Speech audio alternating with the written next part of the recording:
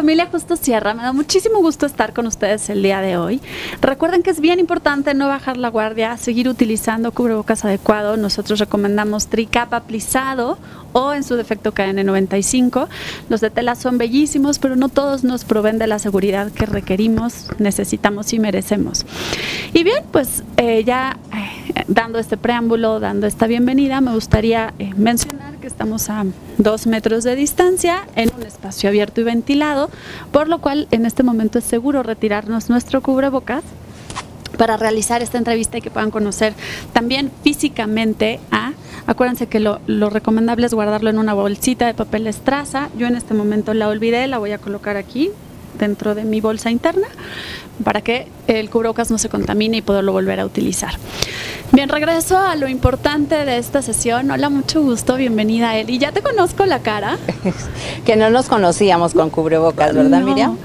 Esto es un fenómeno que está ocurriendo muchísimo, ¿no? ¿Cómo es que psicológicamente tiene una repercusión ir por la calle y no poder ver el gesto completo de las personas? ¿Ya lo empezaste a ver en terapia?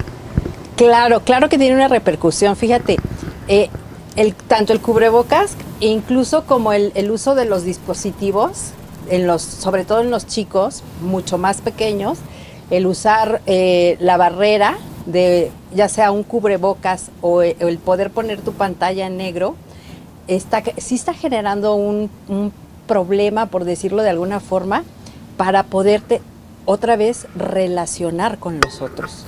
Porque finalmente nosotros, a través del rostro de la otra persona, podemos ver si está contento, si está enojado, si nos está haciendo cara como de que no me entiende. Sí, los ojos nos hablan y por eso se habla que los ojos son el espejo del alma, ¿no? Pero también la parte de gesticular es toda esta parte, la mitad de la cara la tenemos cubierta. Y entonces sí empieza a generar como desconfianza. Me estará hablando, me estará diciendo, también estamos aprendiendo a leer un poquito mejor los ojos también, eso es cierto, a ser como un poco más observadores, pero sí está generando y va a generar, todavía no tenemos muy claro, pero nos va a generar impactos emocionales en un futuro. Sí, y me parecía importante mencionarlo porque de pronto lo damos por hecho, ¿no? Pero incluso inconscientemente muchas personas están dejando de usarlo a pesar de que saben que es importante para contribuir de manera positiva al control de la pandemia, para proteger a los demás, para proteger a nuestras familias, para protegernos a nosotros mismos. Pero me da la impresión de que esto que tú como terapeuta, como especialista, puedes describir y hablar de esto clara y abiertamente, muchas personas lo intuyen y es por eso que ya se sienten muy incómodas tanto utilizándolo como cuando el otro lo utiliza. ¿Será que es esta necesidad de querer leer al otro y no poder?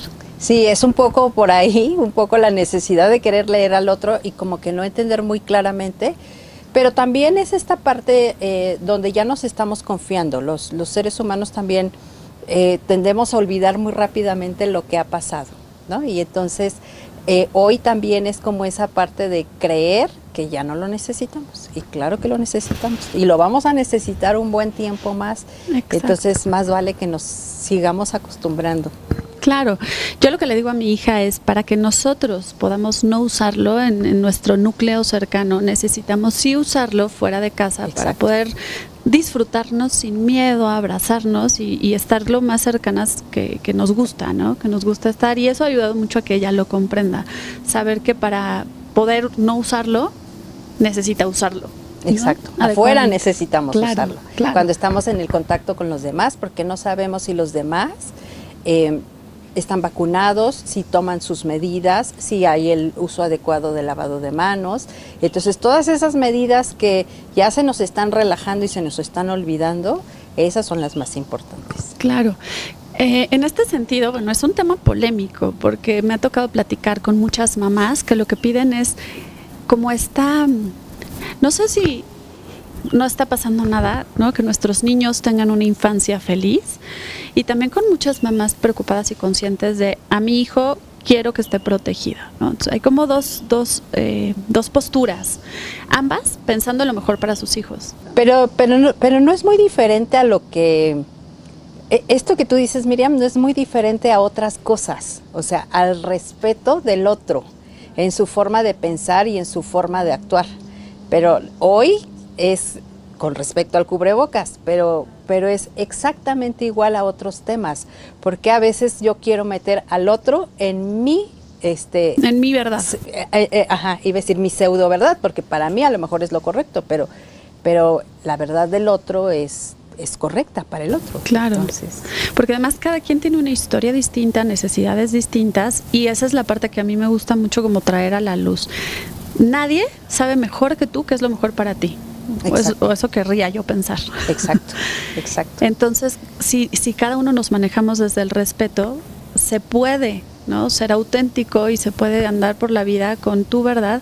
Y como tú lo dices, pienso que el COVID nos vino a sacar el cobre, ¿no? Vino a sacar lo que traíamos dentro, nuestros valores, nuestra forma de ver la vida, nuestra forma de defenderla, nuestra forma de pensar, pero ahora como llevado al máximo, ¿no? Como si lo hubiéramos puesto en una olla express. Y entonces salió a presión lo que teníamos dentro en otras facetas, en otros conflictos, en otra forma de resolver, de pensar, de actuar, de sentir. Pues ahora con todo esto, con tanta presión, pues sale, ¿no? Al límite, nos ha llevado como un poco al límite de la tolerancia, del respeto, incluso de la adaptación. Ya hace muchos años Darwin lo dijo, la más fuerte de las especies no es ni la más feroz, ni la que tenga la mayor fuerza, sino la que se adapta. Y hoy justo es eso, o sea, la vida nos presenta siempre retos para adaptarnos, y eso es lo más importante, el que nos podamos adaptar a una circunstancia, sea la que sea, porque pues el mundo, la vida, pues nunca va a ser como nosotros lo queremos. Nosotros tenemos que adaptarnos a las circunstancias que nos va presentando la vida.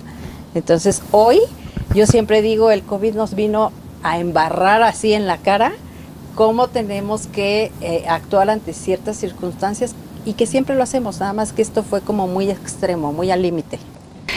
Bueno, pues ahora sí les voy a presentar. Ella es Elizabeth López Loyola. Su especialidad es terapeuta familiar, y como pareja también acompañas a estas parejas a conciliar. Debe de ser un trabajo muy enriquecedor en el cual aprendes mucho, porque pues cada pareja es un mundo, ¿no? Y aunque tenemos como ciertas cuestiones que se pueden replicar como este esquema humano, en cada pareja se vive con la esencia de la pareja, ¿no?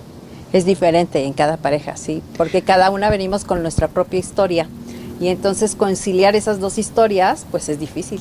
Exacto, y de esas dos historias surge una nueva historia con hijos en común, ¿no? Sí, entonces es complejo. Yo podría decirte que de las terapias más difíciles, la de pareja es la más difícil, la individual y la de familia es más fácil, y a lo mejor creeríamos que de familia es más difícil porque tenemos más miembros, pero la difícil es la de pareja, porque aparte es tratar de ponernos de acuerdo, y ahí sí hay una lucha de poderes a veces sutil o a veces mucho más marcada, entonces es complejo. No, y luego cuando se dan de hijazos, ¿no? Sí. O nos damos, porque creo que todas las parejas caemos de una u otra forma en algún momento, por más que le quieras poner conciencia a la relación, pues son muchas situaciones que suceden de manera inconsciente por nuestra historia, ¿no? Sí. Por lo que hemos vivido, por lo que hemos aprendido, y yo creo que tu trabajo es llevarlos a desaprender cosas para aprender cosas nuevas y generar una conciliación. Exacto, ¿no? Eso es ver de qué forma podemos conciliar. Ni tienes tú la razón ni la tengo yo, o ambos la tenemos, porque claro, cada quien desde su óptica tiene la razón, porque si está experimentando un sentimiento, yo no puedo decir que no es cierto. Claro. Lo está experimentando, lo está viviendo, y así se siente, y es correcto. Nada más que hay que ver de qué forma pueden llegar a un acuerdo.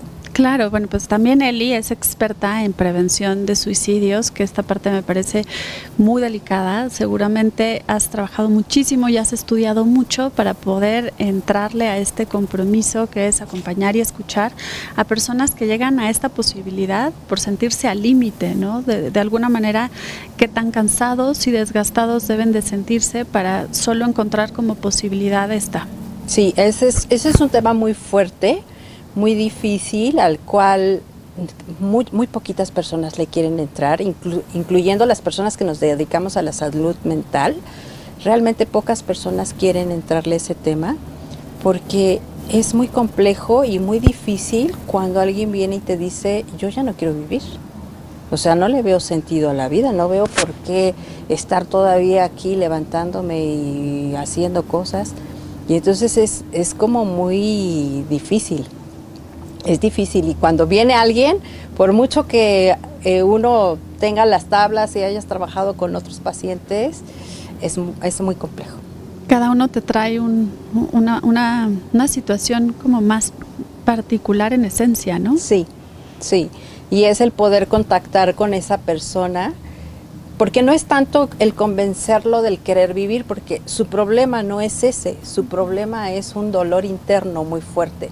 Y entonces es el poder contactar con ese dolor tan fuerte, claro, y poder trabajar con ese dolor tan grande que tienen. Y es terrible porque cuando te enteras que hay chicos de jovencitos que pues lo han intentado y algunas veces lo han hasta conseguido, pues es totalmente desgarrador, porque claro, te imaginas todo el dolor que traía esa persona, claro, cargando para sí, haber tomado esa decisión. Y desesperación, ¿no? Exacto. Pues aquí les vamos a poner los datos de Eli, porque espero que no lo necesiten, pero si ven en casa alguna situación que sienten que ya no pueden solos, es bueno saber a quién recurrir. Eli es una persona muy capaz y bueno, aquí les vamos a dejar sus datos para que puedan contactarla si así lo desean o si determinan a lo largo de esta entrevista que van diciendo, ay, ¿no? Esa pedrada me cayó a mí. Ay. Y conforme se soban, pues van tomando el número y nota. También cuentan con nuestro departamento psicopedagógico. Cada uno de nuestros planteles tiene psicólogos atendiendo no solo a nuestros alumnos, también a las familias. Sabemos que nuestros alumnos no pueden desarrollarse de manera integral y de manera óptima si no están en un ambiente que se los permita. Entonces, por el bien de nuestros alumnos, atendemos a toda la familia y con muchísimo gusto, porque al final somos una gran familia. Y esta pandemia nos vino a reforzar este concepto, ¿no?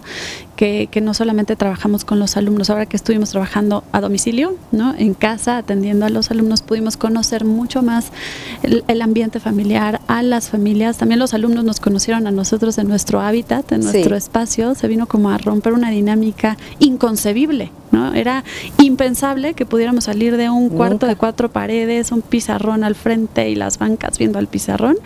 Y cuando tratábamos de decir, vamos a renovar la educación, entonces en vez de ver todos al frente, se sentaban en vinas, ¿no? O se sentaban, y ya estábamos revolucionando la educación. Pero ahora sí, venimos a vivir la experiencia de lo que significa revolucionar el concepto de educar para la vida, que es nuestro lema. En el ámbito terapéutico, ¿qué efectos viste de esta revolución en la educación?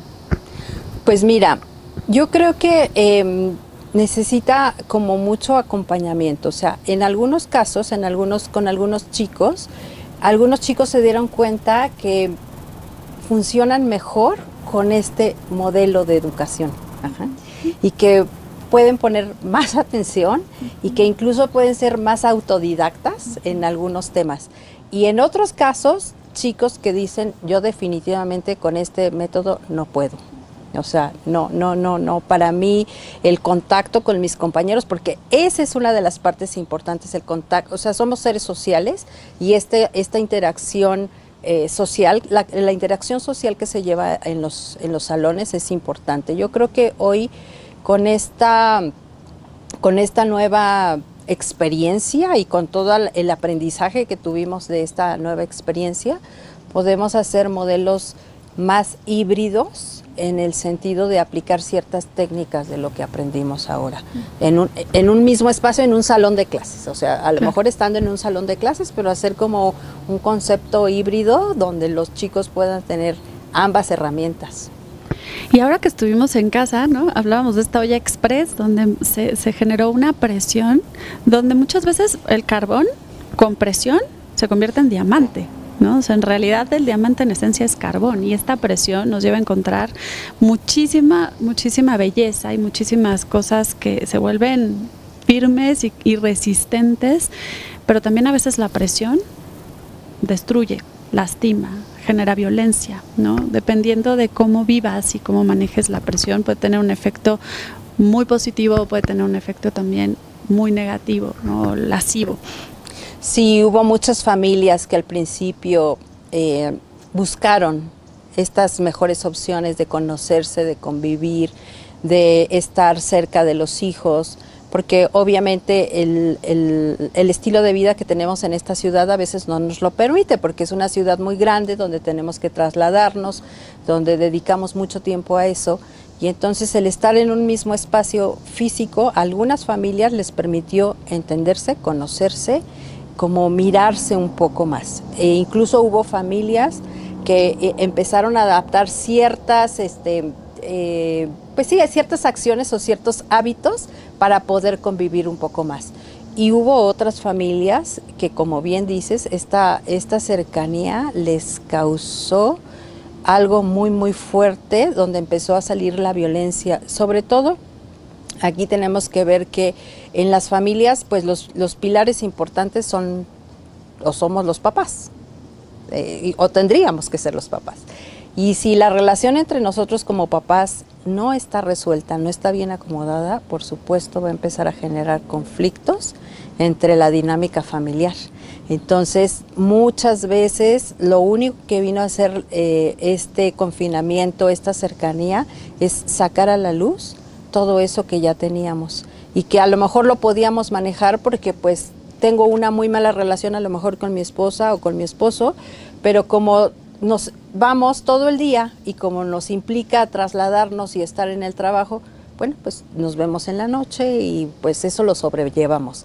Pero ya estar en pues prácticamente las 24 horas en el mismo espacio, lo único que vino a marcar es esa disfunción que ya traíamos muchas veces y a sacar esa parte violenta, ¿no?, de las familias, eso sí. Y bueno, ahora que sale a colación, esta es la parte donde tú te llenas de trabajo, ¿no?, donde te llegan los pacientes, porque definitivamente el mejor lugar para crecer en un ambiente de amor y respeto es la familia. Si ahí te nutres y aprendes el amor y el respeto, puedes salir al mundo y vivirte desde el amor y desde el respeto. Si no lo aprendes en casa, es muy difícil después desaprender y encontrar formas distintas de vida, ¿no? Creo que aquí la importancia del acompañamiento terapéutico, porque a veces se le puede ver como un espacio donde te diagnostican, te etiquetan, te dicen, no, tienes este trastorno, ¿no? Pero realmente un ambiente y un espacio terapéutico es para desmenuzar tus conceptos, tus juicios, tus prejuicios, tus creencias y llevarte a elegir maneras más sanas, maneras más amorosas de vivir, más respetuosas, incluso con nosotros mismos, ¿no? Porque sí, el respeto no puede empezar hacia afuera, ¿no? Yo te respeto a ti, Eli, pero si yo no me sé respetar a mí, entonces ese respeto va a estar hueco, va a ser como forzado, como falso, y realmente yo no sé si yo logre a ti hacerte sentir respetada si yo no vivo e integro ese concepto en mí. Exacto. Y tenemos como mucha reticencia hacia la parte de la salud mental. Cuando hablamos de psicólogo o de psiquiatra, bueno, no se diga, ¿verdad? Es como decir, claro que no, por supuesto yo no necesito nada de esas dos herramientas, y muchas veces el concepto de las personas cercanas a nosotros es, ¿pero por qué? ¿Que tú no puedes? ¿Tú solito no puedes?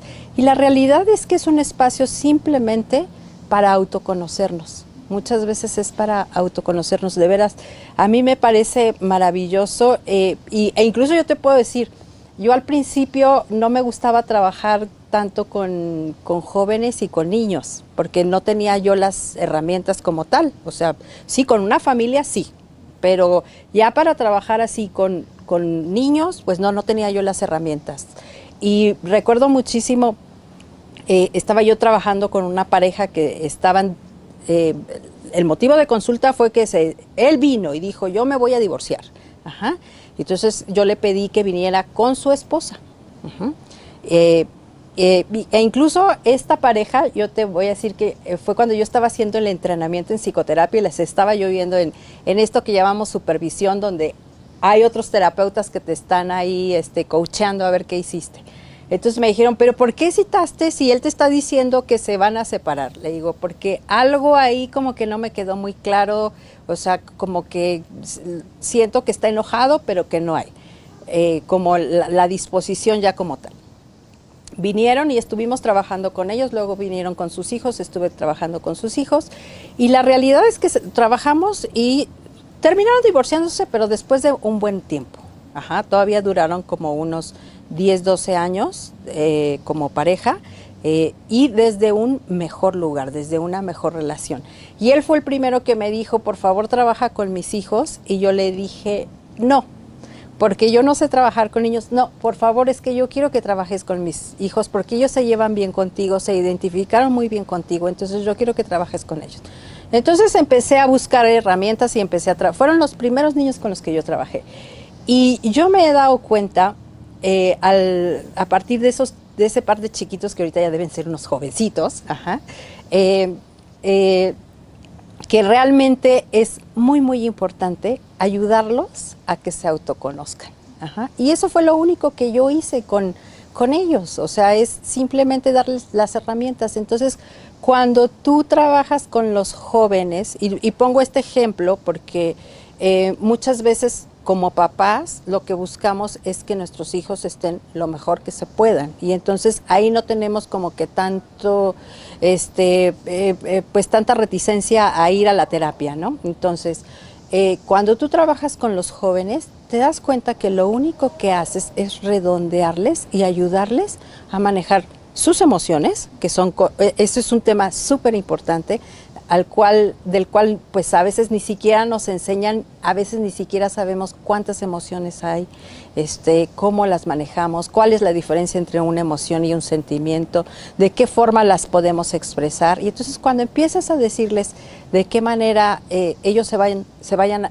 autoconociendo, pues ese es lo maravilloso de la terapia, y para eso sirve la terapia, nada más, para autoconocernos. Y aquí me haces pensar, te escucho y me haces pensar en todos esos momentos en los que en mis 15 años de trayectoria profesional he ido viendo en diferentes momentos, en diferentes papás, sobre todo en diferentes mamás, el terror a que los hijos se equivoquen. Entonces muchas veces, como en este terror de que los hijos se equivoquen, no los dejamos decidir, no los dejamos tomar decisiones, no los dejamos equivocarse, nos estamos como cachando y resolviendo en la inmediatez y tomando decisiones por ellos. ¿Qué les dirías a los padres para que empiecen a tomarle atención e interés? Porque ¿cómo se van a conocer sus hijos? ¿De qué son capaces? ¿Cómo van a resolver? ¿Cuál es su criterio? ¿Qué les gusta? ¿Qué no les gusta? Si no pueden decidir ni siquiera en cosas tan sencillas como qué les gusta ponerse, o de qué sabor se les antoja el helado, o cuál es su platillo favorito, porque estamos en la reunión, llega la tía, oye Juanito, ¿cuál es tu postre favorito? Y mamá, el pastel imposible.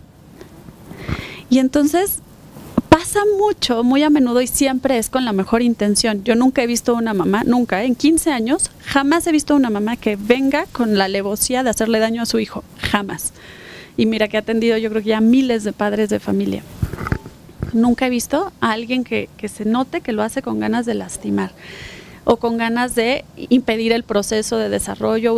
No, siempre es desde esta inconsciencia de no tener presente, tal vez aprendido porque así nos educaron a nosotros, ¿no? Porque así fue la generación anterior, y es más una situación aprendida que una intención de evitar que los hijos se autoconozcan y se desarrollen, porque creo que cuando los padres abran el oído y digan, es verdad, yo decido todo el tiempo, yo decido qué les pongo, yo decido qué lunch les gusta, yo decido, y cuando van a estudiar yo les digo, y cuando sacan un 8 en el examen, les digo, ¿por qué no sacaste un 10? ¿No? Sí. Y efectivamente voy persiguiendo como mamá la perfección en mis hijos, y esto impide que realmente se experimenten, que realmente se conozcan. ¿Qué les dirías a los papás en este sentido? Mira, son 3 cosas, Miriam. Una es, creo que muchas veces como papás tienes miedo a que tus hijos se equivoquen porque tú tienes miedo de ser no el papá perfecto. Y entonces una de las cosas que yo diría es, los papás perfectos no existen. Así como no existen las personas perfectas ni las familias perfectas. Entonces los papás perfectos no existen. Y entonces los hijos se tienen que equivocar, porque a través de los errores es como aprendemos. Ajá. Y es de donde podemos sacar mejores aprendizajes en la vida, incluso podemos sacar aprendizajes muy, muy complejos de experiencias que a lo mejor no buscamos, pero que la vida nos puso experiencias muy dolorosas y de ahí podemos sacar aprendizajes enormes y que podemos aplicar a nuestra vida de una manera excepcional y que nos hacen crecer como seres humanos, ¿no? Entonces, ese sería un punto. El otro sería el decir, tú haces el papel de papá lo mejor que puedes con las herramientas que tienes en el momento. A lo mejor yo tengo 3 hijos y no voy a ser jamás, aunque soy la misma mamá y el mismo papá, la misma historia del hijo más grande a del más chiquito, no soy la misma mamá. ¿Por qué? Porque ya tuve un periodo de aprendizaje. Entonces, todos los papás vamos siendo diferentes y hacemos lo mejor que podemos en el momento con las herramientas que tenemos. Claro, además la conexión o la combinación que hay entre un papá y un hijo y otro papá son diferentes, carácter, ¿no? Diferentes, claro. Entonces con uno a lo mejor te sientes, conectas y rapidísimo le explicas y te agarra la onda y te sigue y entonces tienes como el 1-2 muy fácil. Y con el otro parece que hablas chino, ¿no? Tú le explicas una cosa, no te entiende y entonces no puedes sentirte tan fluida y tan confiada como pudieras hacerlo con el que con 2 palabras te entendiste. Exacto. Pero los hijos desde la experiencia, es que a él no lo regañas tanto y a mí me regañas más, entonces ellos empiezan también a construir pues una historia de cómo ellos perciben la realidad desde este lugar, ¿no? Y muchas veces los papás respondemos o responden, no, yo los quiero a todos igual. ¿Qué les aconsejarías a los papás que realmente se dan cuenta que no son el mismo papá con sus 3, 4, 5 hijos, que con cada uno son una versión de papá distinta? ¿Qué les recomendarías para explicárselos a los hijos y que no se viva desde un lugar de comparación dolorosa, sino que los mismos niños también puedan ir asumiendo que ellos también contribuyen a la relación con papá y mamá? Sí, aquí entonces interviene este tema del que luego hablamos de igualdad y de equidad. O sea, los hijos no son iguales, esa es una realidad, no son iguales. ¿Por qué? Porque a veces tienen diferentes edades, porque tienen carácter diferente, porque cada hijo nació en una etapa diferente mía también, cada hijo simboliza cosas diferentes mías. Ajá. O sea, a lo mejor un hijo nació en un momento donde para mí fue muy difícil ser papá, ya sea mamá o papá, y entonces sí, por supuesto, va a ser como una relación difícil desde el principio. Uh-huh. Entonces, no son iguales, esa es una realidad. Entonces, punto número 1, no sentirme culpable, porque a lo mejor no me puedo relacionar tan bien con este hijo. Sí, lo que necesito es analizar por qué no me puedo relacionar tan bien con este hijo que a lo mejor me genera conflicto. Muchas veces el hijo que me genera conflicto o con el que más choco es el que más se parece a mí. Por eso es que chocamos, porque es el que es igualito a mí o muy parecido a mí. Entonces es como trabajar con esa parte mía y entender qué es lo que me pasa. Eso es lo que siempre tenemos que estar haciendo, es como estar analizando. A ver, ¿qué me pasa? A lo mejor hoy exploté, lo regañé, vino y me dijo esto que decías, Miriam, ¿por qué a mi hermano no lo regañas y a mí sí? Los dos hicimos lo mismo y al que regañaste fue a mí. Entonces, sí meterme a analizar, a ver qué pasó. Y entonces darme cuenta qué es lo que pasó, y a lo mejor sí me voy a dar cuenta que efectivamente tengo cierto favoritismo con este hijo, porque a lo mejor es más chiquito, porque es súper simpático, porque tiene una forma de manipular a través de su encanto, de su encanto natural. Entonces, pues sí, como ir analizando todo eso para poder entonces ser equitativo con mis hijos. Claro, eso es algo que yo he visto mucho en el parque, ¿no? A mí me encanta ir al parque y ver jugar a mi hija y de repente ya me doy cuenta y ya estoy viendo otras historias y estoy aprendiendo de cómo en la misma familia, con la misma mamá, los 2 hijos hacen exactamente lo mismo. A uno le va como en feria, sí, y el otro, la mamá se muere de la risa y se le olvida regañarlo, sí, ¿no? Y sale como que en esta afinidad empieza la mamá a disfrutar y entonces uno de los hijos vive ese momento como una experiencia amarga y dolorosa y el otro como una gozadera total. Sí. ¿No? Y entonces, pues yo lo veo desde fuera y me doy cuenta de que la mamá lo hace con ninguna intención de lastimar a ninguno de los dos, como tratando de hacer su mejor versión de mamá y educar a sus hijos y ponerles límites, pero sin embargo sucede que con uno de los dos conectó de una forma distinta y en este don o en esta habilidad, pues terminó ya no pudiendo, es más, se salió del enojo.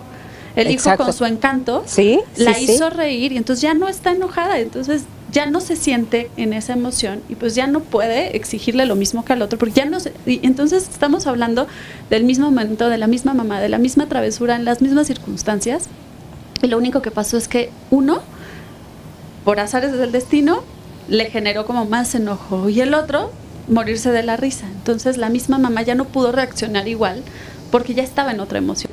Exacto, exacto.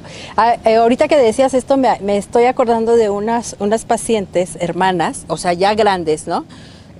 Y me decía una de ellas, es que mi hermana, cuando éramos niñas, a mí mi papá me decía, no, y entonces yo me daba la media vuelta y me iba, y era no. Y mi hermana era, por favor, papá, mira que no sé qué, mira que no sé cuál, que no sé qué, dice, y mi hermana lograba finalmente lo que quería, porque estaba ahí duro y duro, hasta que mi papá se cansaba y le decía, bueno, está bien, haz lo que quieras. Hoy en día son unas mujeres de más de 40 años. Hoy en día sigue existiendo ese mismo conflicto entre ellas desde esa parte, ¿no? Es un conflicto que no se resolvió y que obviamente, bueno, con la chica con la cual yo trabajo, pues es decirle, suelta. Tienes que aprender a soltar eso, o sea, a entender. Y tiene que ver justo con personalidades, o sea, acuérdate, tú eres una personalidad más de seguir normas, reglas, y eso es cierto, y eso ya viene también en el temperamento y el carácter de cada uno de nosotros, que se va forjando.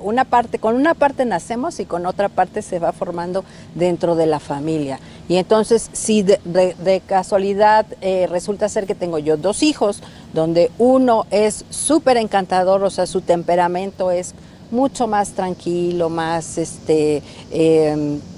pues sí, más chantajista, por decirlo, ¿no? O sea, pues voy a caer y voy a sucumbir, porque él va a encontrar la forma de sacar el provecho de mí, de acuerdo a a esa habilidad que él tiene. Y a lo mejor el otro es más cuadradito en seguir normas, reglas, y entonces va a agarrar, se va a dar la media vuelta y tan. Pero yo no me estoy dando cuenta que esto sí está generando, porque a él sí lo dejan y a mí no. Claro, y en ese sentido, conforme nosotros agudizamos la vista y tenemos como este panorama completo y abierto y entendemos que hay diferentes temperamentos, diferentes personalidades, también podemos promover como padres, a ver, ¿cómo le voy a responder para que que solo sigue normas y eso es lo que más seguridad le da? ¿Cómo lo llevo a que me negocie un poquito? ¿No? A que explore otras posibilidades. Ajá. Y que es encantador y que siempre se sale con la suya, ya consciente, ¿cómo lo llevo a que hay momentos en la vida en los que se va a tener que cuadrar? Y hay que poner el límite, porque pues por muy encantador que seas, pues no siempre vas a lograr lo que tú quieras, ¿no? Y entonces justo de eso se trata, de darles las herramientas para enfrentarse a la vida. Entonces es como yo les digo, hoy tenemos un problema bien fuerte en los chicos, que es la baja tolerancia a la frustración. Y es generada por varias cosas. Una, vivimos en una época donde tenemos todo al alcance de la mano, o sea, toda la información en un dispositivo electrónico que es rápida, o sea, en un segundo sabes absolutamente todo. A nosotros nos tocó, a los de la prehistoria, nos tocó investigar, ir a la enciclopedia, esas ya, bueno, ya están hasta obsoletas, ¿no? Ir a comprar la estampita, escribir, te ponían y a los chicos hoy rápidamente pueden buscar información, es más, ya hasta copian y pegan, ¿no? O sea, ya incluso si te da hambre, si la pizza no llega en 30 minutos es gratis, ¿no? Exacto. O sea, estamos hablando de que es algo que aplica. Todo, o agarras algo y lo calientas rápido en el microondas, o sea, todo es rápido. Entonces, la realidad es que todo ese estilo de vida ha generado muy poquita tolerancia a la frustración en los niños y en los chicos, y eso genera un problema futuro, porque entonces se van a enfrentar a un mundo donde no siempre van a tener todo como ellos quieren. Entonces tenemos que permitir que los niños y los jóvenes se frustren. Creo que eso es súper, súper, súper importante. Oye, ¿qué efectos tiene este sentimiento de inmediatez en las relaciones, en los vínculos, en la configuración de relaciones de pareja, de vínculos amistosos, amorosos? ¿Cómo has visto tú en terapia que esta vida tan acelerada de todo inmediato repercute? Porque los seres humanos no podemos meternos al microondas para evolucionar y acelerar procesos que toman tiempo, sobre todo las emociones toman su tiempo para convertirse en sentimiento y toman su tiempo para que a través del pensamiento puedas bajar la emoción. O sea, todo lo que es vivir toma un tiempo distinto que, aunque sin duda, seguramente hemos cambiado a lo que se vivía en otras generaciones, pues no podemos meternos al microondas para acelerar nuestros procesos, ¿no? O para acelerar el conformar una sensación de confianza.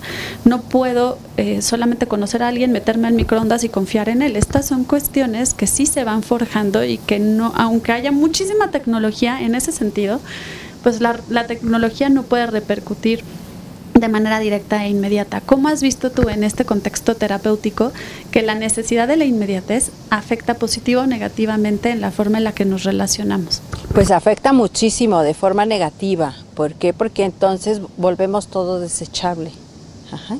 Y entonces ya las relaciones, por eso es que hoy incluso, bueno, en comunidades tan avanzadas, por ejemplo, como, no me acuerdo cómo se llama el término, en los japoneses, en los jóvenes japoneses, que incluso ya están en un cuartito aislados, donde todo lo piden por las aplicaciones y llega y se las dejan ahí. O sea, ya no hay ni siquiera contacto ni con el repartidor ni con nadie.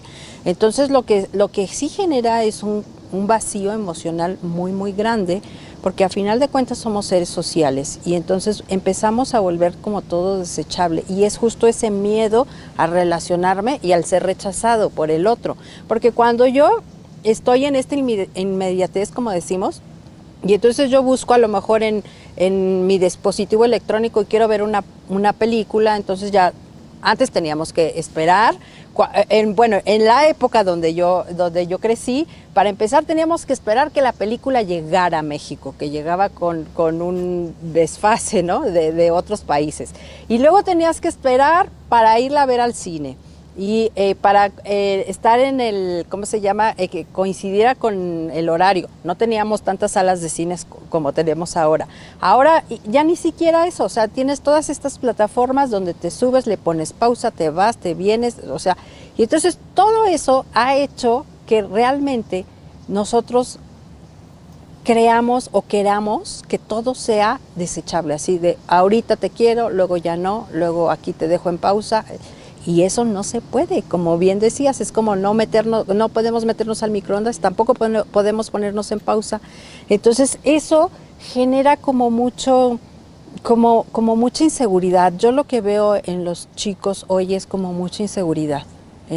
Cuando no tenemos cuando no permitimos que se frustren, cuando les damos todo, hay mucha inseguridad. Hay un chico muy lindo, bueno, yo lo quiero muchísimo, trabajé con él cuando tenía 10 años y ahorita es un joven de 17, 18 por ahí, y hoy estoy trabajando con su mamá porque tiene ciertos problemas de cómo relacionarse ella con él, sobre todo con él, y es un chiquito que justo yo le decía, tú lo ves súper plantadito, es un muñeco, de verdad es guapísimo el muchacho. Cuando venía conmigo tenía mucho temor de que era chiquito, era chaparrito y su hermano era mucho más alto, su hermano era más grande, y entonces él decía que se iba a quedar así, y entonces eso le generaba mucha inseguridad, y bueno, trabajamos en esas partes en aquel momento, y yo le decía, aunque tú lo veas así súper plantado, súper como bien decidido, le dije, tiene mucha inseguridad internamente. Ajá. Y está generada toda esa inseguridad porque es un chico que ha tenido absolutamente todo lo que él quiera, lo ha tenido en la vida. Ajá. Su papá le ha dado absolutamente todo. Y entonces no ha podido tener esa tolerancia a la frustración, ¿no? El poder decir, pues sí, a lo mejor tengo los medios para darte lo que quieras, pero hoy no te los voy a dar. Y eso tendremos que empezar a hacer, o sea, no, lo puedo hacer, pero a lo mejor no te lo doy, no lo quiero hacer. Y esto me lleva a pensar en el momento en el que acabas la carrera y empiezas a probarte en el ámbito profesional, por muy recomendado que vengas de la mejor universidad, te va a tomar un tiempo, ensayo-error, adaptarte al contexto, agarrarle el carácter a tu jefe, entregar de acuerdo al equipo de trabajo requiere que entregues, pasar los procesos, cumplir, ¿no? Y empezar a destacar va a requerir un tiempo. Aunque seas la persona más inteligente, aunque seas talentosísimo, sí, va a requerir un tiempo. Y si los chavos no están como habituados a esta espera, en la frustración, muchas veces tienen todo el talento, pero lo botan y se cambian de trabajo o cambian de novia o cambian, justamente porque no saben atravesar esa frustración. Es como que la sienten, se resisten, como si fuera una pared, ¿no? Y se regresan. Y es por eso te decía, es como si todo fuera desechable. Entonces, hay algún obstáculo y entonces lo primero que hago es salirme. Entonces, mi opción, tengo un problema con mi novia, bueno, lo primero que me viene a la mente es, entonces terminamos la relación, ni siquiera es ingeniármela o ver de qué forma podemos negociarlo, de qué forma podemos trabajar, a ver, ¿cómo solucionamos este conflicto que tuvimos? No, es simplemente me doy la media vuelta y allá debe de haber alguien más. Claro, y por estos efectos es que la sobreprotección infantil se tipifica también como maltrato infantil, claro, porque tiene efectos muy negativos en el desarrollo de la persona. Y ahorita estamos hablando de cosas lindas, ¿no? Pero ¿qué pasa cuando llega un duelo inevitable? Cuando parte la abuelita que tanto quieren, cuando terminan con el primer novio, cuando tienen estos duelos, pierden un trabajo muy valioso, cuando tienen que separarse de algo que aprecian y valoran muchísimo, cuando pierden tal vez la casa. Cuando hay una situación que los lleva a un duelo, tampoco podemos meternos al microondas y decir que pase rápido. No. Y muchas veces lo que la gente busca es tranquilizar esto, ¿no? Y van a las drogas, el alcohol, a consumir algún fármaco, porque es que no sé cómo manejar esta sensación desagradable y ya se está tomando mucho tiempo. Y son sensaciones desagradables de las cuales podemos aprender muchísimo, de las cuales podemos crecer, madurar, valorar, arraigarnos, retar nuestra personalidad, aprender cosas nuevas, experimentar en nuestra espiritualidad, en nuestras creencias. O sea, es como la parte de la vida donde puedes crecer más, tomar un algo para pagarte y para no sentir, y creo que es lo que viven muchos chavos, ¿no? A mí me buscan mucho los papás, ¿qué hacemos para evitar las drogas? Y denos una conferencia de drogas, y yo les respondo, no necesariamente dándoles absolutamente toda la información de cómo las consiguen, vamos a reparar esa situación o la vamos a evitar o la vamos a controlar. Realmente lo que puede ayudar a que los chavos se vinculen en este mundo de manera sana, de manera consciente, presentes, son estas raíces, son estas raíces en familia donde los papás ponen límites y los chavos entonces aprenden a poner límites, donde los papás responden abierta y amorosamente, entonces los chavos saben cómo, y donde no hay esta sobreprotección de que mi hijo no sufra.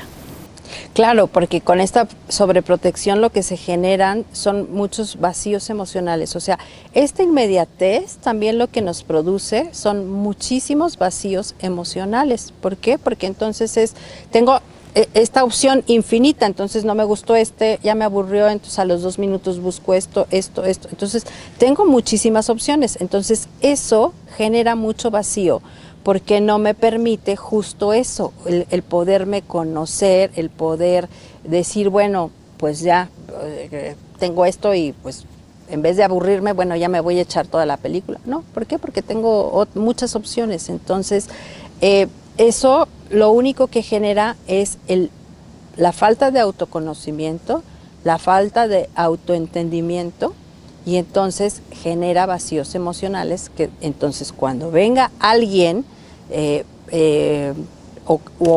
a ofrecerme algo que me adormezca por este dolor que yo estoy experimentando, pues claro que lo voy a tomar, porque no quiero sentir lo que... No quiero sentir feo, porque si quieres sentir bonito. Exacto. Y fíjate que incluso tampoco, quieres sentir bonito, pero pero también es como muy rápido, o sea, ni siquiera es el disfrute de lo que tienen, por eso es que se genera el vacío, es y lo que sigue, y lo que sigue, y lo que sigue, y lo que sigue, y lo que sigue, o sea, no terminan de disfrutar lo que tienen. Están tan sobreestimulados, porque ese es el concepto. Por eso es que tienen tantas cosas que pues es esto y esto y esto y esto y esto. Tú lo ves incluso con los niños pequeñitos. Un niñito, tú si le das un dispositivo electrónico, en un segundo te lo va a aprender a manejar.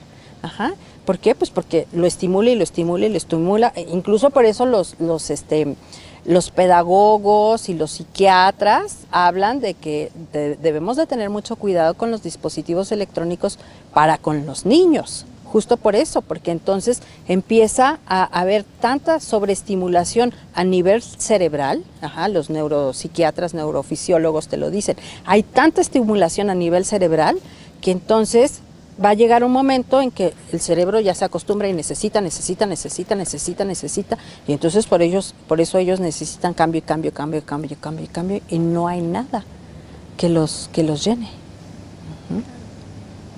De hecho, el otro día platicaba con chavos de secundaria y me sorprendí porque ya ni siquiera ven las series completas. ¿No? O sea, eso ya es mucho. Bueno, para mí como adulto, ver una serie sin comerciales, un capítulo tras otro, en un fin de semana de COVID, que lo único que quieres es sentirte mejor y te puedes echar un capítulo tras otro mientras descansas y tu cuerpo se repara. Para los chavos es como, no, pero si yo ya vi el resumen de la serie. Todo es rápido, inmediato. Porque no pueden esperar estos tiempos que para nosotros que vivimos lo que es esperar. El otro día que estaba yo justo con unos amigos, todos contemporáneos, y nos estábamos carcajeando, le dije, sí es cierto, ya no me acordaba.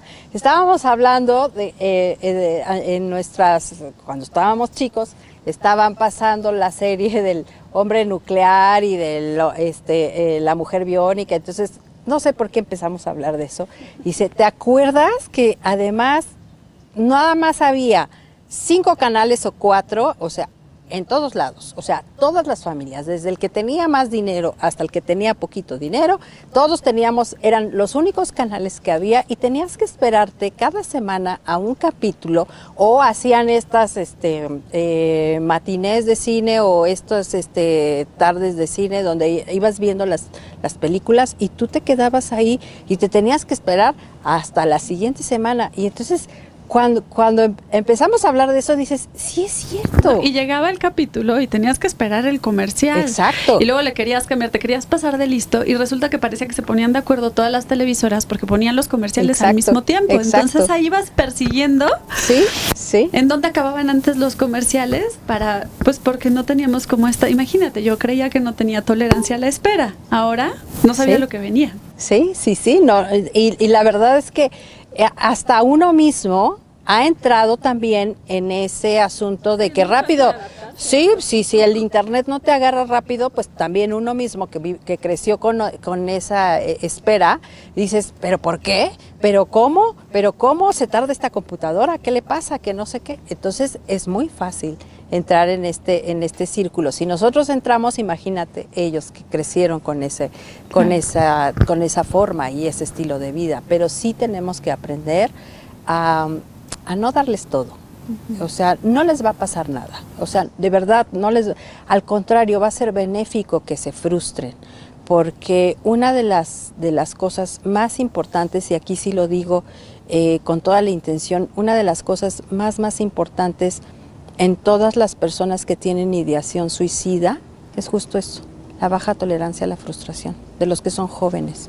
Es el sentir que la vida no es como yo la quería, como yo la esperaba. Sí hay un dolor, sí, o sea, es un tema complejo del cual, el cual tiene como muchos recovecos, no es tan fácil como muchas personas creen, pero uno de los factores más importantes, sobre todo en los niños y en los jóvenes, que toman esta opción como una alternativa, es justo eso, la baja tolerancia a la frustración.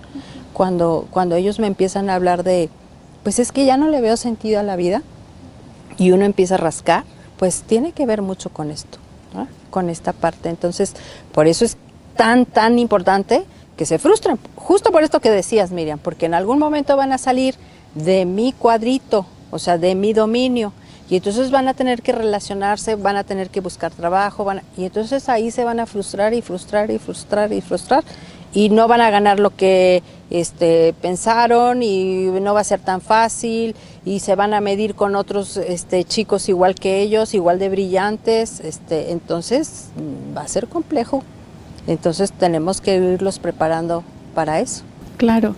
Pues vamos cerrando esta charla. Yo creo que muchos papás pudieron irse identificando con alguno u otro punto, y esto puede ser una invitación a que trabajen en esta observación personal. A veces es suficiente con eso, a partir de esta entrevista decir, bueno, ahora me voy a fijar un poquito más en no sobreproteger, en antes de reaccionar, ¿no? Como por este narcisismo personal de que no quiero que mi hijo se equivoque. Pongo el ejemplo, llegamos a casa de la suegra, saluda.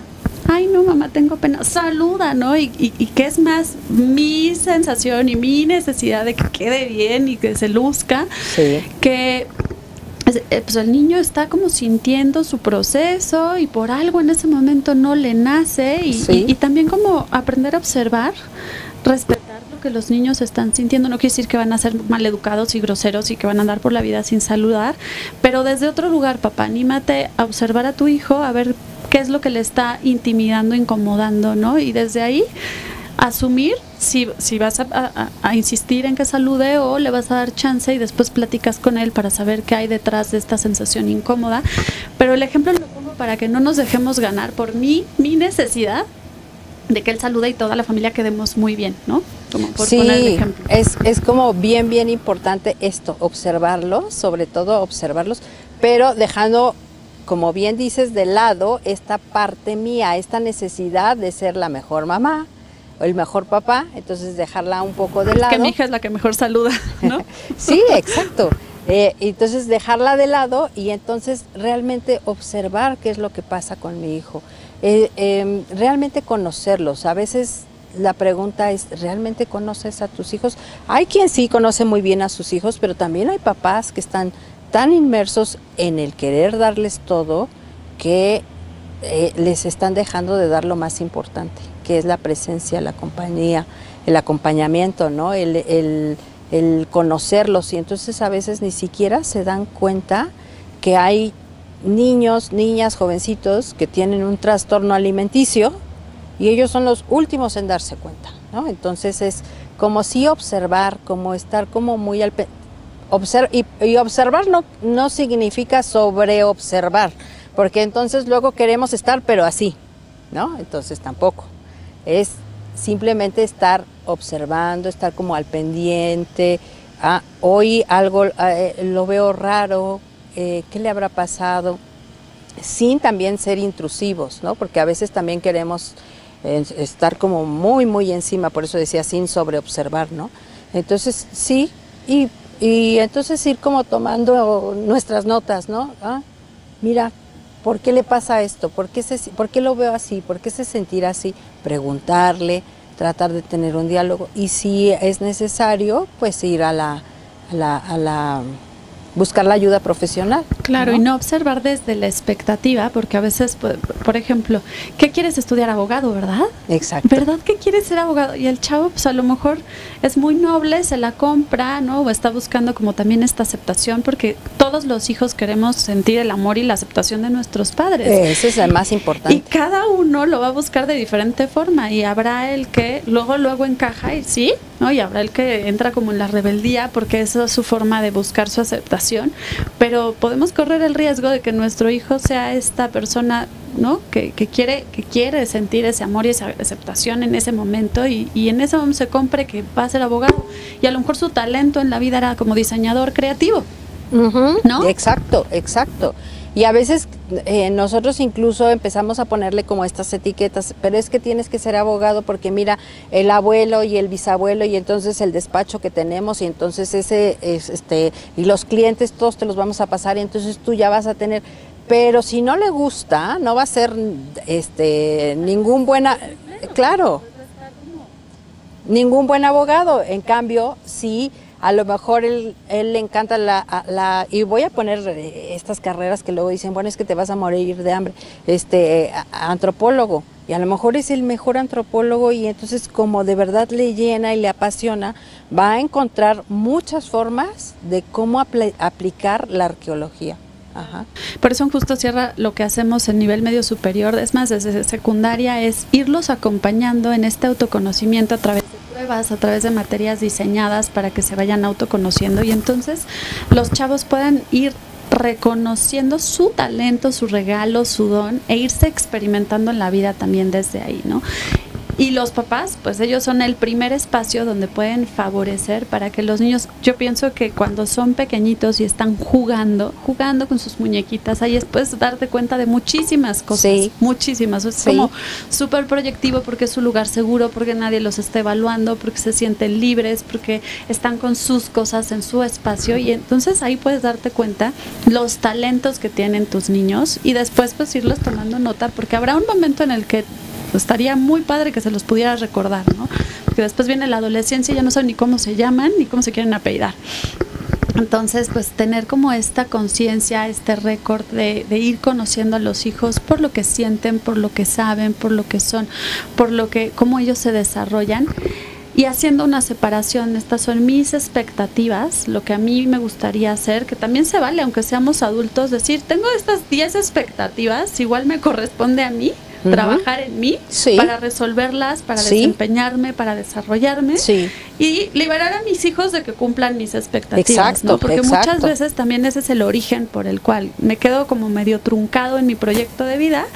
Pero ya llegó mi hijo que las va a cumplir, y pues no se trata de eso. No, y exacto, tú acabas de decir algo bien importante, Miriam, porque muchas veces llegan y te dicen, sobre todo de niños más pequeños, y te lo llevan y así como diciendo, arréglemelo, como si estuviera descompuesto, ¿no? Como si estuviera descompuesto. Pero para empezar, ese chiquito se lo dieron completamente virgen, en el sentido de que nosotros introyectamos en este niñito las cosas buenas, las cosas malas, si es berrinchudo, toda esa seguridad, todo eso lo construimos nosotros a partir de la relación que generamos con él. Entonces muchas veces al que hay que arreglar, o a los que hay que arreglar, por decirlo de alguna forma, es a los papás. Y no es arreglar a los papás, sino arreglar la forma en la que se están relacionando con este chiquito, ¿no? Sanar los miedos, porque también muchas veces pasa, ¿no? Hace mucho que no, porque pues esto del COVID nos ha llevado a vivir de una manera distinta, pero antes del COVID, cuando íbamos a una fiesta infantil y veíamos, ¿no?, la proyección de la mamá de córrele, que no te ganen la piñata, tú primero, agarra los dulces. El niño ni le gustan los dulces, o le da igual, quería estar trepándolo, ¿no? En la resbaladilla. Pero ahí vamos viendo cómo las mamás, sin darnos cuenta, pues vamos proyectando nuestra historia o nuestras necesidades o nuestros miedos. Y en la medida que más conscientes somos, bueno, este capítulo es mío, este es para mí, podemos restarles esa presión, esas expectativas, y darles espacio para que florezcan, para que crezcan, para nutrirlos, para conocerlos, porque yo estoy muy consciente de mi historia y de mí, ¿no? Porque te digo, nunca he visto una mamá que diga, híjole, esta señora sí viene con toda la intención de fastidiar a su hijo. Nunca. Al contrario, siempre es desde su historia, desde lo que sabe, desde sus herramientas, que trata de hacer lo mejor posible, y que desde esta intención, pues termina dando muchas herramientas a sus hijos, porque sí, o sea, no todo es malo, pero también a veces están un poquito atropellados, a veces están un poquito ya así como que se les van cortando las raíces, ¿no? Y se van volviendo así como un bonsái modelado por papá y mamá. Sí, tenemos que respetarlos. Exacto. Pues muchísimas gracias por este espacio. Me gustaría cerrar con puntos muy concretos. Cuando somos pareja, tú como especialista de pareja, lo más fácil es mandar al otro a terapia, ¿no? Sí, claro. Igual que a los hijos. Igual que a los hijos, que me lo componga la terapeuta. Te voy a mandar con Eli para que se te quite. ¿Cuál sería la forma respetuosa y amorosa de reflejarle a tu pareja que hay algunas cosas que tú ves, porque también puede ser desde una parte neutral, desde una observación amorosa y respetuosa, que ves que el otro está teniendo un mal momento, no le está pasando bien, está durmiendo demasiado, no tiene energía, la forma en la que se alimenta no es la de siempre, no es la adecuada, ¿no? Y que como parejas nos damos cuenta cuál es la forma respetuosa y amorosa de mostrarle a tu pareja o de invitar a tu pareja o darle la confianza a tu pareja de que pase a la siguiente ventanilla a observarse a sí mismo? Ahí yo creo que una de las cosas mucho más importantes es la forma en cómo se lo decimos, porque efectivamente la pareja es un espejo. La pareja me refleja muchas cosas mías y yo me reflejo en muchas cosas de él. Entonces, yo puedo reflejarle eso que miro. Quizá hoy no te veo tan seguro para ir a hacer tu trabajo o con tanto gusto como lo venías haciendo en años anteriores. Entonces, lo más fácil es marcárselo como si fuera, muchas veces, hablando desde las mujeres, a veces o los hombres también, como si yo fuera su mamá o su papá. Y no, la forma más correcta es ubicándonos que la pareja es justo en el mismo nivel. Y entonces sí decirle, oye, desde mí, o sea, hablar desde el yo, no desde el tú. Ese es el gran conflicto. Entonces decirle, mira, yo veo que, yo siento, yo creo, yo pienso que te veo como triste, te veo como preocupado, te veo como, pues no sé, como que no estás poniendo tanta atención en esto. Y yo creo que sería bueno que quizá, pues, analizaras un poquito qué te está pasando, no lo sé, te puedo ayudar, o sea, desde esa parte, pero no desde la parte de, oye, es que ve, ya estás hecho un gordo, o ya, mira, te la pasas durmiendo, o porque ya no te vas temprano, porque no sé qué. Y entonces eso genera mucha tensión y mucho conflicto, porque no sabemos realmente lo que tenga la pareja. A lo mejor no me quiere compartir por no preocuparme algo que realmente le está preocupando y que no sabe cómo manejarlo, y está saliendo a través de su forma de la forma en la cual hoy se está relacionando con él mismo. Y entonces, si yo se lo digo desde esa parte, igual amorosa, desde una parte amorosa, me preocupa, te puedo ayudar, ¿qué te gustaría que hiciéramos? Creo que esa es la forma correcta en la que podríamos ayudar, o sea, que realmente sientan, no como no diciendo, oye, es que tenemos muchos conflictos, porque tú haces esto, porque tú no sé qué. Comúnmente nos comunicamos con la pareja a través del reproche, a través del tú eres, tú, por eso digo el mensaje tú, que ese es un mensaje que el otro lo toma como agresivo. Claro, y entonces sacas la actitud defensiva. Exacto. Y no tomas crédito de lo que te están diciendo. Exacto. Porque pues, lo primero que haces es defenderte. Es no escuchar, defenderte, y entonces sacar, ¿y tú? ¿Quién sabe qué? Y entonces ahí empieza el conflicto. Claro. Bueno, ahora vamos a la pregunta más difícil.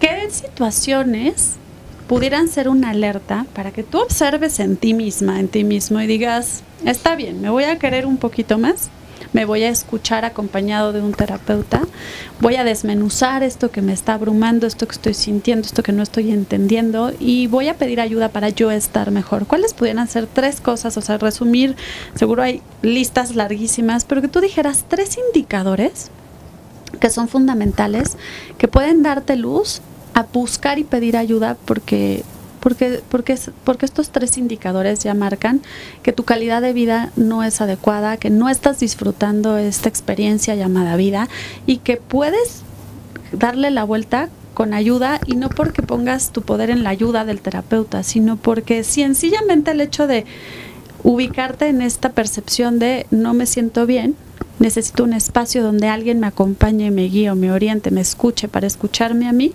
me dé posibilidades, porque esta forma que estoy viviendo no me está funcionando, ¿no? ¿Cuáles serían estos 3 indicadores?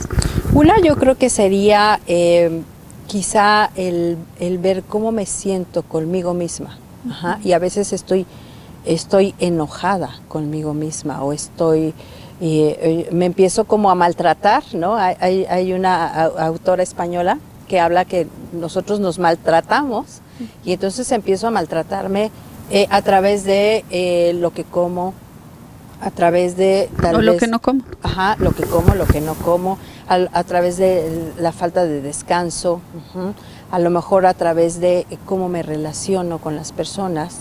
Entonces, una es como entender por qué quizá estoy hoy molesta conmigo, por qué estoy enojada, por qué estoy haciendo todas estas cosas. Otra es darme cuenta cómo me relaciono con los demás y qué me espejean los demás, porque de pronto me voy dando cuenta que tengo conflicto y a lo mejor con la primera persona digo, él, fue por él, pero entonces ya me empiezo a dar cuenta que tengo conflicto con mis hijos, pero con mi marido, pero con mi jefe, pero con mi amiga, pero con no sé quién. Y entonces ahí es un alto como para decir, ¿qué me está pasando? ¿Por qué estoy teniendo conflicto con todas las personas con las que comúnmente me llevaba o me relacionaba mejor y hoy estoy teniendo conflicto con todos? ¿Qué me está pasando? Y otra sería también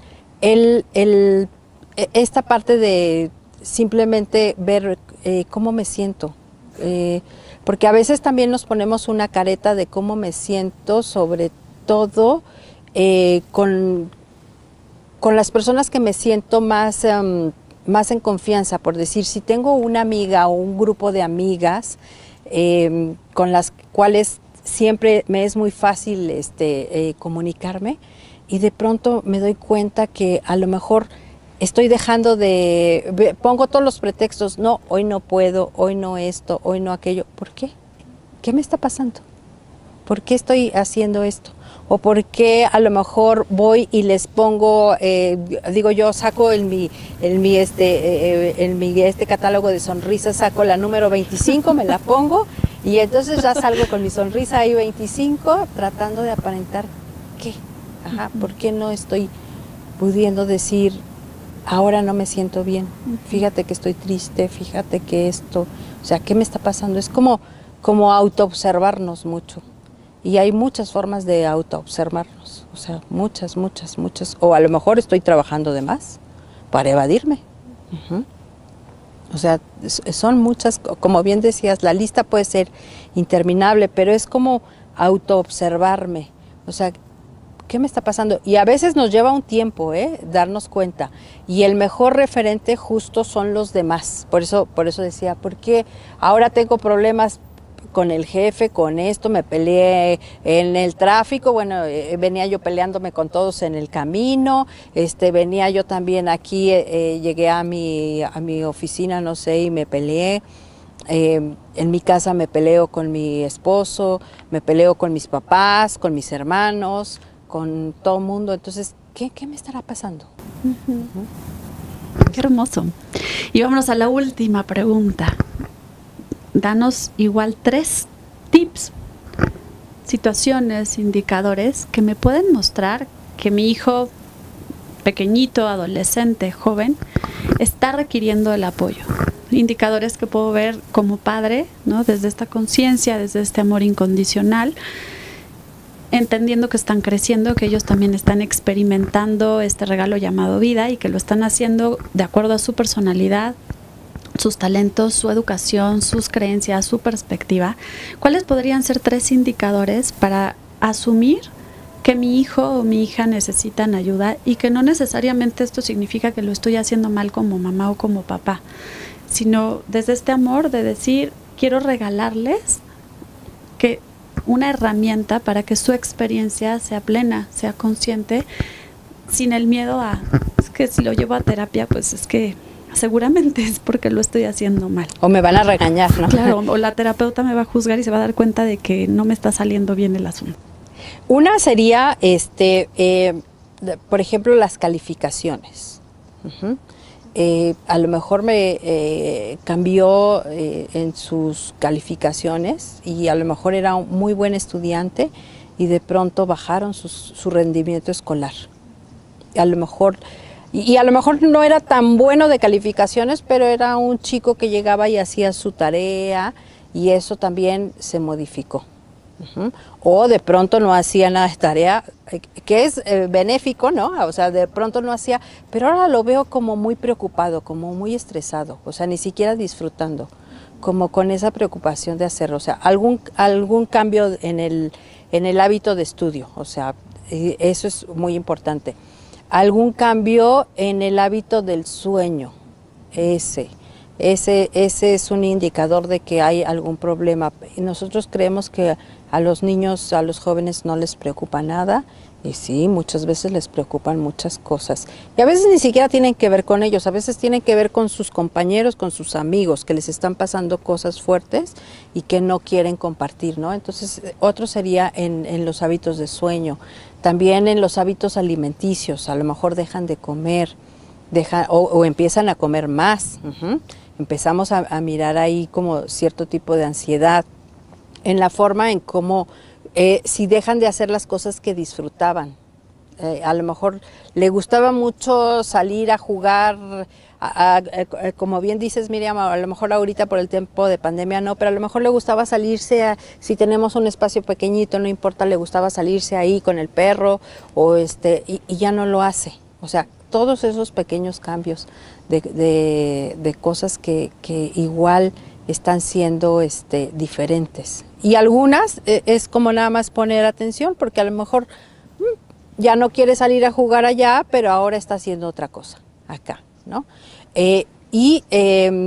También un hábito muy, muy importante es ver qué tanto tiempo están en los dispositivos electrónicos, porque ahí, así como tenemos información buena, también tenemos información que los pone mucho en riesgo. O sea, hay muchos retos y muchas cosas que a veces ni siquiera nosotros sabemos, hasta que de repente empiezan a salir ahí circunstancias, ¿no? Claro. Eli, muchísimas gracias. Quiero darte las gracias por venir, por estar aquí, por contribuir con la familia Justo Sierra de esta manera, con esta conciencia, porque al escucharte, todas las mamás, papás, alumnos, abuelitos que están viéndonos y compartiendo con nosotros esta misión de educar para la vida, empezando por nosotros mismos, pueden ver en ti lo hermoso que es escucharte a ti misma y compartirte al mundo desde esa plenitud. Es como estas cosas que a veces no sabríamos cómo explicar, ¿no? Cuando hablábamos de la importancia de escuchar, de conocernos, de llevar nuestros talentos a potencializarlos. Hoy a través de la entrevista lo hemos podido ver a través de ti, ¿no? Como esta paz con la cual nos hablas, esta trayectoria, esta experiencia de servicio, de acompañamiento, de amor incondicional, de acompañar a cada uno de tus pacientes con esta disposición de compartirles un poquito de lo mucho que tú has logrado construir en tu corazón, de todas estas herramientas que has tomado para ti, que te han hecho una mujer fuerte, una mujer que está para darse, ¿no? Pero para darse desde lo que eres, no en deuda contigo, y eso es lo que estamos buscando promover. Gracias por esta grandeza, gracias por contribuir en la formación de estas familias, porque al final de cuentas sabemos que hoy ya no podemos concebir que la educación es en un salón de clases. Todos tenemos la oportunidad de seguir aprendiendo, de seguir conociéndonos, de seguir mejorando nuestra calidad de vida a través de estos espacios como estamos buscando. Queremos darte un reconocimiento en nombre de la institución Justo Sierra, de la familia Justo Sierra, donde si quieres leerlo. Muchas gracias. A ver, les voy a compartir aquí. Dice: Justo Sierra reconoce su grandeza, otorga el presente a la maestra Elizabeth López Loyola. Gracias por formar parte de nuestros embajadores de grandeza. Octubre de 2021. Muchas gracias, Miriam. Muchas gracias a ti por ser embajadora de grandeza, porque este testimonio de tocar corazones, de inspirar mentes, pues nos ayuda a que la comunidad crezca y a que la comunidad se fortalezca. Al final, la educación no es llenarnos de conocimientos, la educación debe de tener el sentido de poderse aplicar en mejorar nuestra calidad de vida, en ser más felices y compartir esa felicidad con los demás, sabiendo que, y después de todo lo que platicamos, la felicidad no es traer una sonrisa número 25 puesta todo el día, sino la felicidad es sentirnos con un sentido de vida, aún en los momentos difíciles, ¿no? Es poder vivir con la mayor gracia posible estos momentos incómodos que nos hacen crecer y que nos ayudan a también ir construyendo este empoderamiento sano de decir, pues este obstáculo estaba bien grande y ya estoy del otro lado. Y lo brinqué. Exacto. Muchísimas gracias, Eli. Ha sido un placer compartir este espacio. Esto más que una entrevista ha sido pues un diálogo compartido donde yo también aprendí muchas cosas y me llevo mis notas para aplicar y para implementar en este trabajo maravilloso que amo, igual que tú, creo que en eso coincidimos. Sí, aquí, no, y todos aprendemos porque en esta, así es como aprendemos todos los seres humanos, en esta interacción que tenemos. Y siempre tenemos cosas que aprender, nunca dejamos de aprender. Pero y además podemos aprender de todos, eso me encanta. Exacto. Si tienes la disposición, en el momento más sencillo de la persona que menos te lo esperas, puedes aprender algo. Exacto. Actitud, disposición, mirada, alegría, de lo bueno, de lo malo, ¿no? Porque me vio feo, podemos decir, ay, qué feo es ver así porque se siente horrible. Y si me recibió con una sonrisa, qué bonito, yo quiero hacer sentir eso a los demás también, ¿no? Y en todos los momentos, en todos los espacios podemos seguir aprendiendo, porque creo que eso es algo que nos distingue como seres humanos. Muchísimas gracias por tu visita. Gracias. Te espero próximamente, creo que tenemos muchas cosas que compartir. Y con mucho gusto. Y muchas gracias por estar aquí, por acompañarnos y por inspirar a las familias a construir esta felicidad que se teje con los momentos cotidianos de la vida. Gracias. Gracias.